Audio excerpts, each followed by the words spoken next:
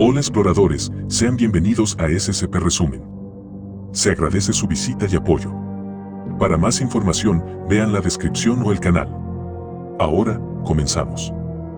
SCP-435. Aquel que creó la oscuridad. Keter. SCP-435 es, en conjunto, SCP-435-1 y SCP-435-2. SCP-435-1 es un meteorito de hierro tipo 3, con un peso significativo. La edad es indeterminable, pero análisis del peso sugieren que ha sido expuesto a la atmósfera por al menos varios 10.000 de años. SCP-435-2 es un objeto de forma irregular que actualmente tiene, aproximadamente, dimensiones de 15 por 12 por 48 metros. SCP-435-2 aparece algo borroso en el espectro visible, pero imágenes en diversos espectros mejoradas a computadora ha mostrado una compleja estructura, mostrando una simetría simple a lo largo del eje longitudinal. Extendiéndose a lo largo de este eje, hay largas estructuras con apariencia de tubo, que comparten características tanto con organismos biológicos, en particular, cefalópodos del orden Teutida, y con modelos matemáticos de fractales de orden superior. Estas estructuras muestran movimientos ondulantes, incluso cuando SCP-435-2 es estacionario. Cualquier objeto físico con masa que entra en contacto con SCP-435-2 sufrirá un cambio instantáneo de dirección y velocidad, lejos del SCP-435-2, sin ninguna pérdida de energía. Esto, aparentemente, es causado por ser reflejado a través de una dimensión espacial de orden superior. Si la masa afectada está en estado sólido, esta reflexión va a causar un cambio en la topología, que puede resultar en una inversión de adentro hacia afuera, una reflexión o reflejo de la totalidad o parte de la estructura física, u otro resultado de información confidencial que produce altos niveles de radiación gamma. Debido a estas características, es imposible afectar directamente a SCP-435-2 por ningún medio que se encuentre a disposición de la Fundación, aunque puede ser movido indirectamente moviendo a SCP-435-1. SCP-435-2 mantiene una posición fija relativa a SCP-435-1, siempre que éste sea iluminado suficientemente. La actual posición del SCP-435-2 es a unas centenas de kilómetros al noroeste de SCP-435-1, en un vector que forma un ángulo agudo por encima del horizonte, cerca de unos miles de metros sobre el nivel del mar. Mover a SCP-435-1 causa que SCP-435-2 se mueva en un monto proporcional, manteniendo una distancia fija y soporte. Si SCP-435-1 deja de estar suficientemente iluminado, por un periodo de tiempo que excede a 8,3 microsegundos, el comportamiento de SCP-435-2 va a cambiar.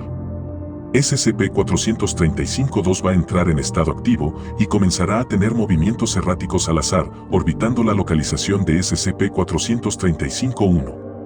La distancia promedio de SCP-435-1 va a incrementar y el volumen aparente de SCP-435-2 también se incrementará, con un ritmo de crecimiento a una progresión geométrica en el tiempo y no se ha observado que disminuya.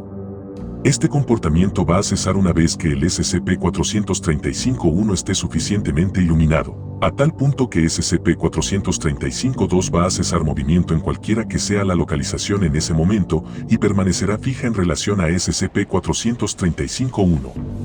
El umbral para este efecto parece ser entre 500 y 650 lux y parece incrementar cuando SCP-435-2 entra en estado activo. Debido a la interacción de SCP-435-2 con la materia normal en estado activo, es considerado extremadamente peligroso. Pasando por grandes volúmenes de aire, cuya velocidad excede los 500 metros por segundo, incrementa dramáticamente los niveles de radiación. Cualquier estado activo que dure más de 90 segundos, constituye un potencial escenario de fin del mundo de clase XK y requiere la iniciación de la contingencia 435-XK alfa. SCP-435-1 fue recuperado en los 50. Se le ordenó al Cuerpo de Ingenieros del Ejército de los Estados Unidos evacuar a la población nativa de una pequeña isla del sitio de pruebas propuesto. Ellos encontraron una dura resistencia por parte de la población local, pero después de evacuar la isla a la fuerza, descubrieron a SCP-435-1 en un claro rodeado por varias docenas de antorchas prendidas.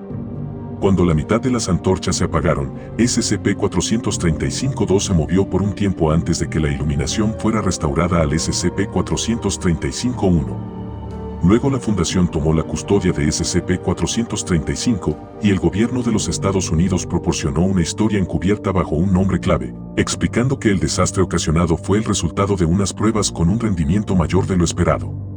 En una entrevista con uno de los ancianos de la aldea, este reveló lo siguiente. Hace mucho tiempo, cuando el mundo solo era agua y cielo, había dos hermanos. Aquel que creó la luz y aquel que creó la oscuridad. Como todos los hermanos, ellos pelearon. Una vez el hermano claro, menospreció el trabajo del hermano oscuro. El oscuro, a quien no le gustó esto, comenzó a destruir toda la luz en el mundo. Aquel que creó la luz no podía permitir esto, así que él metió a su hermano en un hoyo que va más allá de la luz y la oscuridad, y unió el hoyo a una roca. Porque aquel que creó la oscuridad solo podía ver en la oscuridad, aquel que creó la luz colocó la roca en una onda, y lo lanzó alrededor del sol para que siempre esté iluminada, y para que el oscuro nunca pueda ver la forma de encontrar la salida. Fin del archivo. Recuerden que pueden apoyar al canal y a su editor, comentando, recomendándolo, dando me gusta y suscribiéndote. Y si está dentro de sus posibilidades, donando con lo que puedan a la cuenta de PayPal en la descripción. Muchas gracias por ver.